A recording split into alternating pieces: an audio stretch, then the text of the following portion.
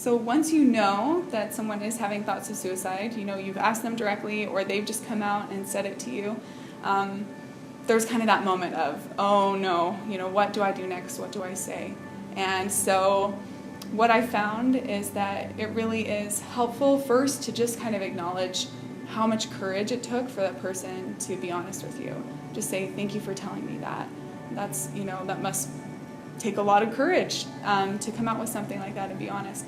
And also you can kind of just sit with them for a moment and let them know, that you didn't realize they were in that much pain. And just kind of acknowledge the pain that they're in, acknowledge their honesty, and then give them a chance to tell you more about it. Instead of jumping the gun and saying, okay, I can fix this, I have all these strategies, here's my 10-step plan to save your life. That is not what we want to do. So slow down, take a breath, and get more information about how they got there, how long this has been going on, how, if they have a plan, and kind of, how serious they are about it and whether they've started making steps towards that plan. And so you want to ask them questions around, have you thought about how you would take your life and how did you get here? What's been going on with you? Just kind of some questions like that to get them talking so you get more information about it. And then it's very important to get them connected to someone, right? So this is too much for you as, friend, a teacher, a family member. It's too much for you to do by yourself. And so really you want to share this with somebody else and encourage them very strongly in no uncertain terms that we're not going to be the only people that are talking about this, right? There needs to be more than just me involved if they haven't talked to anyone else yet. It's important to get a family member or a friend involved and a professional contact involved, like a therapist. So a great resource for that is the National Suicide Prevention Lifeline, and that's 1-800-273-TALK or 8255.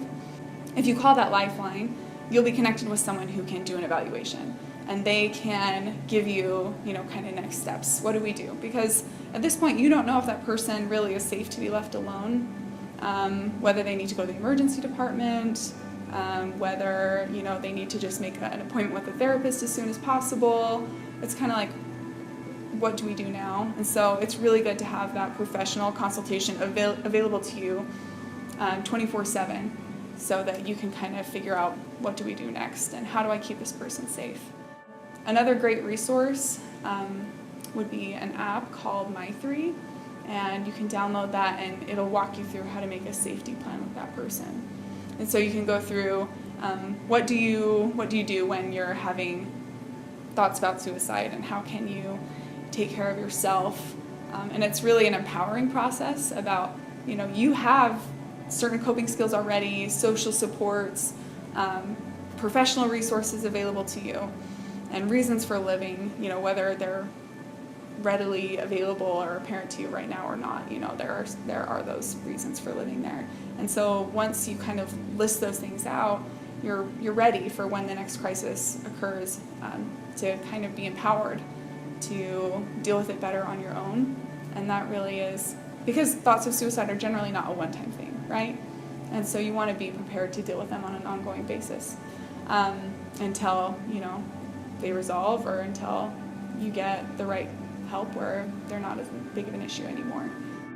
One other thing to keep in mind, if you're trying to help someone who's at risk of suicide, it can be life-saving in and of itself to create a safe home environment. So asking them about firearms and medications may seem, kind of awkward, kind of intrusive. It's difficult to do, but really that by itself can save a life. Because if someone has time and distance between them and a means of taking their life, then they're less likely to act impulsively when those thoughts come up. And so really, it's proven effective, over and over again, that creating a safe environment works. And it's a simple thing you can do to save a life. One additional important thing that you can do when you're trying to help someone who is having thoughts of suicide is to get them to talk about their reasons for living. Reasons for living are hard because obviously that person, is in a really dark place and they're not readily seeing those reasons for living. But we know from research that most people who are having thoughts of suicide are ambivalent up until the time they take the action or make an attempt. They're going back and forth. They're really distressed because there is a part of them that wants to live. They just want the pain that they're in to end, or they want to find a solution to a problem that doesn't seem to have any solution. And so if we can, start asking questions about things like important people in their lives, or, goals that they want to accomplish, or things that have brought them purpose or joy in the past, and maybe, get them talking about what those reasons for living could be in the future.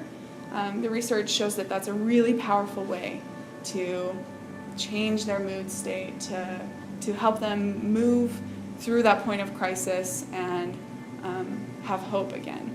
And so really, it's a simple thing, but it's a really powerful thing.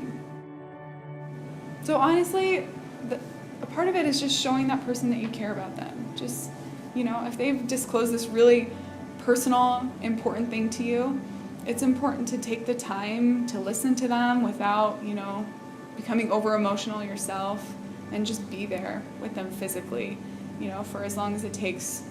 And sometimes that's the most powerful thing you can do, is just be a physical presence, spend time with them, check up on them after they've had the opportunity to get help, after the immediate crisis has resolved, because it shows that you still care. And often it takes some time and some trial and error to find, help if you're having issues with a mental health condition or if you're in a crisis. It's not going to be resolved immediately, and so checking in on that person is really important.